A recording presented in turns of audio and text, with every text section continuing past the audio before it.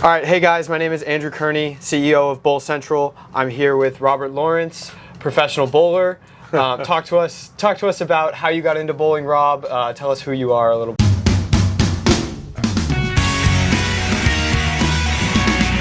Okay, man. I guess I am still a professional bowler. We'll I call still you have a that professional card. bowler. But actually, I've had a long career in bowling. I grew up in bowling since day one. My dad owned a bowling center, and so that's all I've ever done. But currently, I am the product specialist for the Southwest and Northwest for KR Strike Force. And so that's what I do. I bowl. I don't want to say for fun now. It is for fun, but bowling doesn't pay the bills now. But I do still like to bowl competitively. Bowling a little more senior stuff. I just hit 60, so I'm ready to do a little more of that. At what age did you get into bowling? Day one, I guess. There's pictures of me bowling in a little walker thing. Oh, wow. But I think I bowled probably my first junior league when I was 4 years old, which was rare back then. Wow, okay. They didn't have bumpers and all that stuff. But by the time I was 4, I was already in an organized youth league.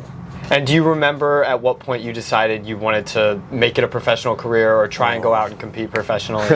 Very early on. I was 10 or 11 years old. I was a pretty decent little bowler, and had a lot to learn, though, still.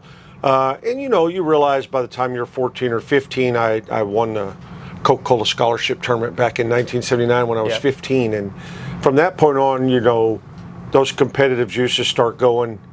I knew what the ultimate goal was to be a professional.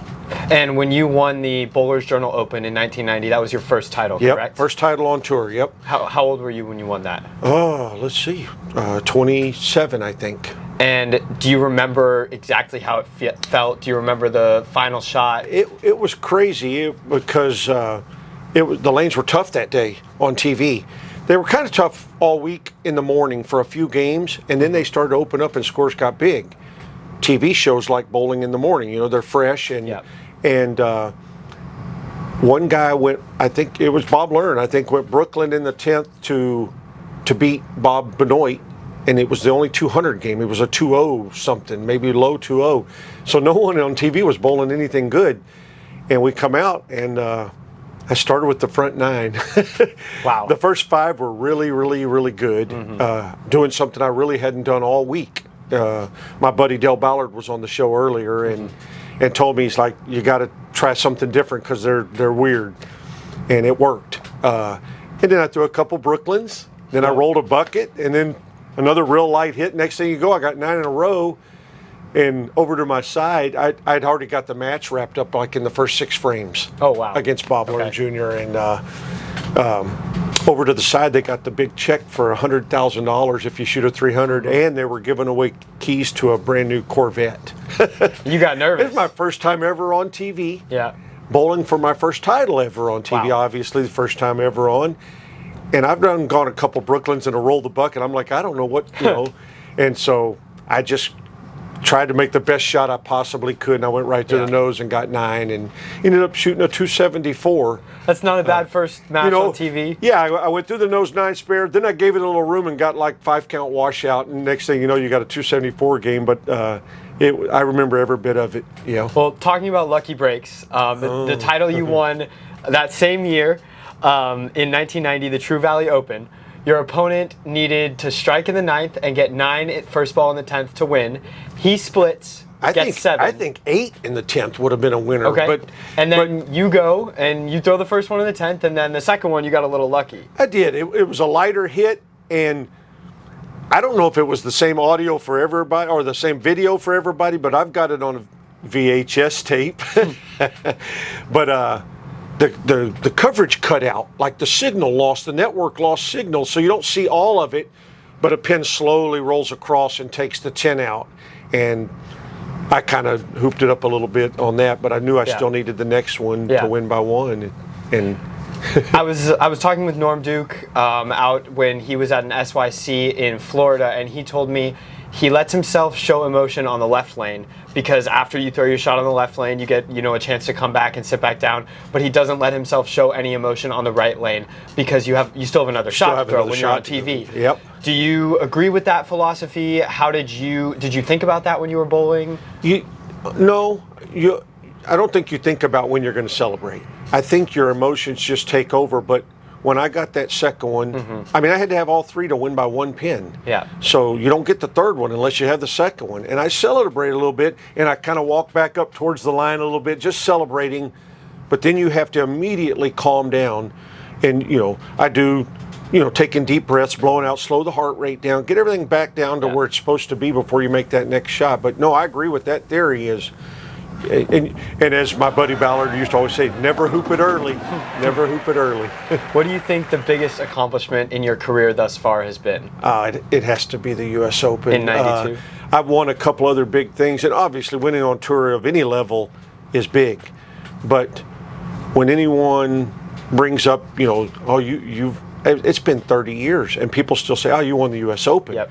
They don't say you won 3 titles and you don't won the True Value Open. Yep. Nobody says that ever. But they say you won the U.S. Open. And you won it between two of possibly some of the greatest professional bowlers ever. Yeah. Right after Pete Weber and right before Del Ballard, or right before Del Ballard. No, and right after Pete Weber, and right the year Del. he dropped the trophy, fell off, and all that. I won the next year, and I almost made the show the next year when Del won. Yeah. I finished 7th or 8th, but I had a chance at it. But and we were roommates, so just seeing him, and that was his second one, so that was big. Yeah, second one is big. You win it once, that's awesome.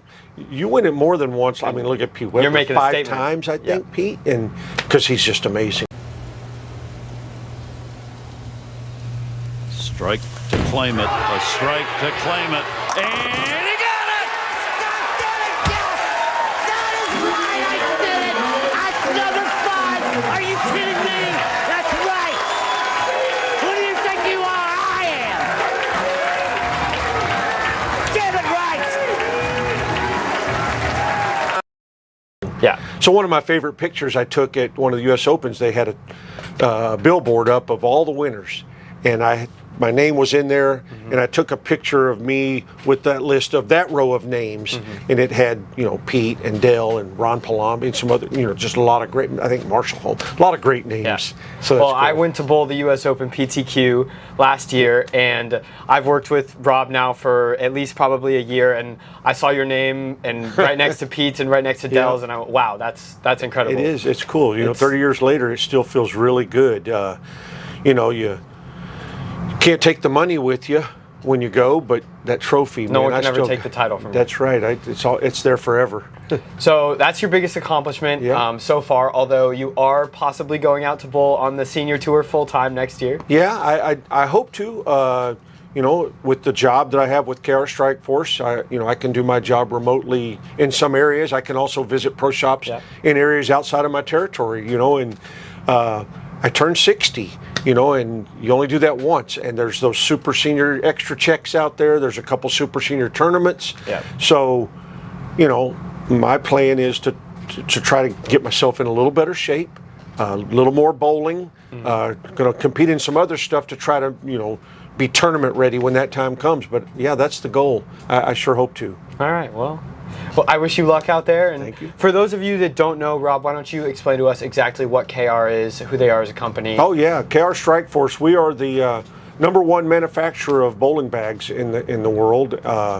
Very popular for that. But in the past several years, with some changes going on, we have a full line of shoes, athletic styles, performance shoes. We have a full line of accessories of everything a bowler would need. We also own On the Ball Bowling that makes the custom balls with images on them. And we own the Lens brand. We bought that. We do a lot of business with bowling centers for rental shoes, house balls, pins. But we also still make the old Lens Classic shoes that a lot of people don't realize those are still out there. But we have a lot going on, and we're always looking for more stuff. But I travel around the Southwest and Northwest. I cover from Louisiana to Seattle, Washington, basically. But I also have Alaska and Hawaii in my territory. Wow. But it's a huge territory. But yeah, that's what we do. We make the best bags in the world. So. Great company as well. I personally wear the shoes. And yeah, they're the most fantastic. comfortable shoes. I absolutely love them. I'm telling you. So. There's another company that sells more performance shoes than anyone because they have for years. But anytime someone gets a chance to try our shoes, they first thing they say is how comfortable they are. And they have all the performance you need. Yeah. But the comfort no one can compete without incredible. comfort. Yeah. Yeah.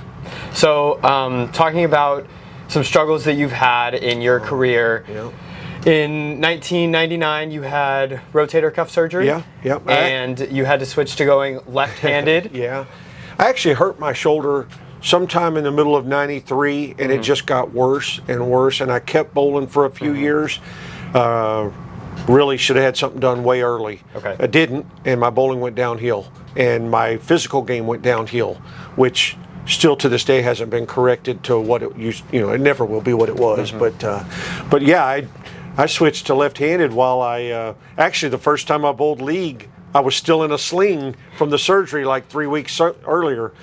But I bowled left-handed a lot growing up because I bowled a lot. You kind of get bored. You try different things, and yeah, I bowled 2 seasons of league left-handed, and had you my carried, highest book average. Carried a ever. 237 average over a year with several 300s and several 800s, Yeah. and probably one of the only people to average that high, both left and right-handed. I probably so.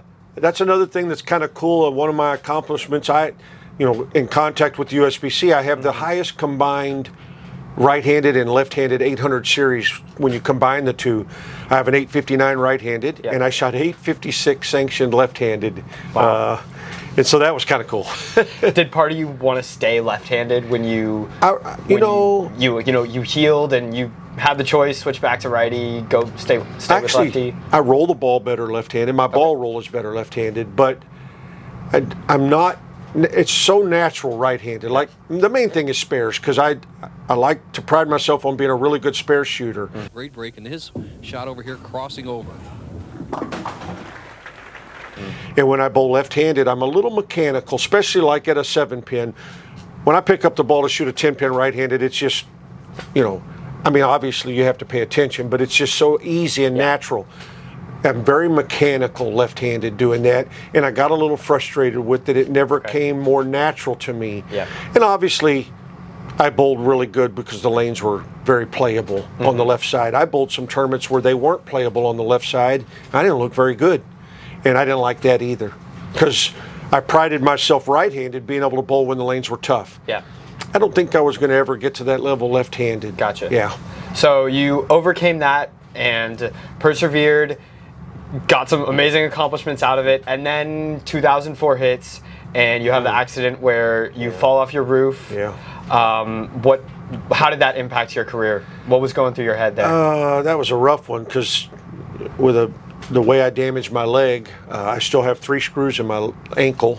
I shattered it pretty bad falling off the roof, and freak accident, but one doctor said I'd probably never bowl again, said I'd probably walk with a cane the rest of my life. Yeah. So laid up for a long time thinking about that. I didn't bowl for almost 2 years, 20 months. I couldn't bowl because leg injury. I couldn't bowl left or right-handed. It didn't matter. It wasn't that kind of injury. But to not know if I was going to be able to bowl again, and then it was my left leg, which is my slide leg as a righty. Yep. So I really thought, there's no way I'm going to end up on that. If I do bowl, I'm going to have to bowl left-handed. It actually hurts more to push into the slide. It hurts more to bowl left-handed. So, but at the time, I just wanted to bowl again and not sure, but yeah. How did that impact you mentally, dealing with balancing family life and balancing wanting to still compete on tour and bowl events? I didn't think I would ever compete at a higher level again during that.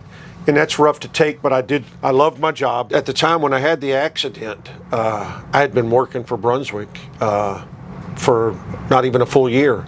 And I could still do my job, just wasn't a bowler anymore. But I did go to some of the tour stops in my territory, and I helped. I wasn't the tour rep, but I helped. Worked with some of the bowlers, and it just, kind of, but that also got the juices flowing to want to be back out there.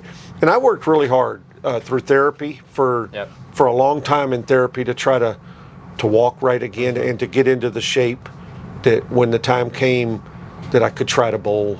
And yeah. Did you ever think about going two-handed? No. My body hurts enough as it is. Fair And enough. yeah, I'm too Fair old enough. for that What stuff. do you I know think- a few old guys try it, but Yeah. but no, that ain't me. What do you think about the game as it is today, and how different it is from back when you won the U.S. Open in '92, and now how there's 60% of youth bowlers at least Yeah. are two-handed, and the game's evolving? Yeah, it is what it is. There's been a lot of involvement in the game over years. Different types of equipment, Yep. different ways to bowl. I remember when Mike Miller took his thumb out of the bowl and bowled with 2 fingers, and he won a title on tour. And there's a lot of different things. But this has been the biggest change in the physical game ever. Do you think the talent level now? I hate to say I don't like it. What I don't like is it's a combination of that game plus the equipment and the way the lanes are and the oils, Yeah. that not a lot of styles of bowlers get to make a living, get to make money bowling anymore. Okay. It always, if you watch a lot of it, very rarely do the straighties get a chance, Yep. or even the tweeners get much chance. Francois Lavoie's done a fantastic. He's probably the greatest tweener bowler going. For a piece of history, young man. $10,000 bonus. You better believe it, he did it. A perfect 300 game for Francois Lavoie. Bill O'Neill, he's not the big power player. He's not a tweener, but he's not a big rev rate power player. He's done a great job. For me, Bill O'Neill and what he's done. And we've seen a lot of them. Yep. But you're right, I think this one tops it. Strike to the finals. The Bulls Eric! Perfect through 10. He moves on. But that's not the end of this story. But I just don't like that no matter what they do to the lanes, it seems like they always break down to where the advantage goes to the guys with the high rev rate, a lot of ball speed. It always goes to the Bomos, the Yeah. Simos, the Yeah. EJ Tackett's, Yeah. and who True. can get the furthest left the quickest, and who can stay there. And it seems like it, except for Cheetah, it seems like a lot of the patterns blow up to be the same thing, and you see a lot of the same names all the time. Yeah. Maybe that's what I don't like the most. All right. When I bowled on tour, we didn't know what the lanes were going to be like, and there would be a week when the straighties crushed them, a week when the lefties crushed them, a week when the guys that hooked it crushed them. But at the end of the year, when you looked at the prize list and everything, everybody had a chance to make some money and make a living. Don't see that as much anymore. How many people, when you switched to left-handed, came up to you and went, "Oh, the left is walled, the left is walled"? Yeah, it's funny you say that. I got to experience why you always see not always. When the lefties are hitting them, you see all their names at the top, and everybody complains, the righties complain. But when you don't see any of their names up there, there's just, you either have it or you don't. Yeah. It doesn't develop on the left side as easily as it does on the right, like a pattern, I talk about them blowing up and being the same condition. Righties, after enough bowling gets on it, develop a shot. Doesn't have it happen on the left like that. No. Plus the wear and tear on the lanes across the country is not as Topography is much. completely Exactly. different. So I got to experience that all or nothing kind of feeling. It's not a great feeling. And there's been some great lefties that have learned over the years. They knew how to balance that out. The Parker Bones, the Mike Albies.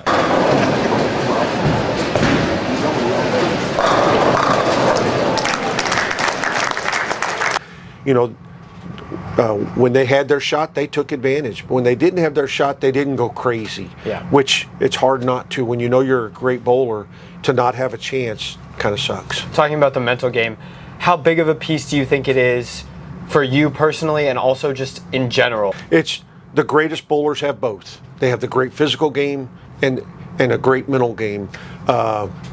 My mental game got me through some tough times. I'm a really good spare shooter, in my opinion. I leave a lot of trick shots, but with my style of bowling now, I leave a lot of stuff that's unmakeable or hard to make. But the mental game is what has given me the biggest, I don't want to say advantage, kept me competitive. More because my physical game has a lot of flaws now. But my mental game keeps me to where I'm still competitive. Keeps you grounded in the moment, and you're able to make spares. Let me tell you, there's been some guys that are great bowlers that didn't have the greatest physical game. But boy, they knew the mental game was great, and they knew lane play. Lane play is, you can throw that in the mental game part, I guess. But lane play is huge. Along with ball reaction. Exactly, yeah. How has working in a pro shop, because you opened a pro shop in Austin and ran it for a while. I opened a shop in '85. I went out on the summer. I was the manager of a bowling center here in Austin, or night manager.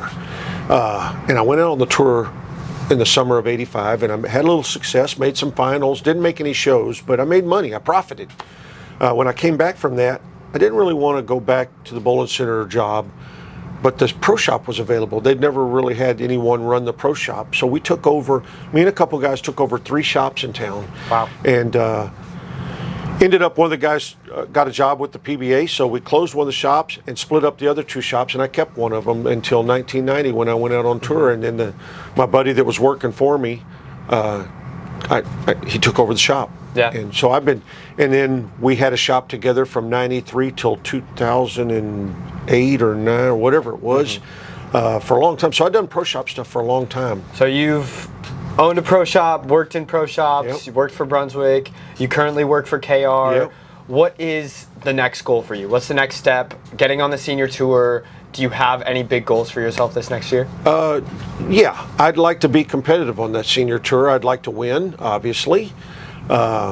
I hope the repetition of bowling every week gets me back into a groove to where I start to fix some things or see, be used to more patterns every week rather than just on a house shot. Yeah. I have a lot of work to do over the next 4 or 5 months physically to get better. But the goal is to win. I'm sure it's going to be nice to see all your friends out there as Oh, well. obviously. I've got lots of friends. I always love when I go. I've been able over the last 10 years to bowl, since I turned 50, I was able to bowl the Senior U.S. Open. I bowled some of the Senior Masters. And I've cashed in 9 out of 10 of the U.S. Opens that I bowled. Wow. Just bowling part-time, Yeah. when those guys are out there every week. But half the fun of it is just getting to see all my friends. Yeah. A lot of those are guys I competed against 30 years ago. It's the same guys. And it's a community. Yep. You really build a family with the people that you see week in, week out all across the country. Yep. And I pretty much love all those guys too. There's no animosity out there with anyone that I can think of. It's just a good group. what big tips would you give to anyone looking to compete at a higher level, whether they be youth who's a 12-year-old kid watching you and wanting to go win the U.S. Open, or whether it's a 30-year-old guy going to just bowl better on the weekend tournaments he's doing? You have to be a better spare shooter. That's the number one tip. I've got a couple friends here that are starting to try to bowl regionals and stuff like that. They've missed a few cuts because of spares. The first thing it's fun to strike. All of us can strike a little bit or a lot, some of us. But you got to be a good spare shooter, because every spare you miss means that many more strikes you have to throw to make up for it. And yeah, that's number one, is spares. All right. Well, thank you, Rob. Yeah. Everyone, this is Robert Lawrence. Currently works for KR, professional bowler, going out on the senior tour next year. Yeah. Thank you for your time. All right, man. Thank you.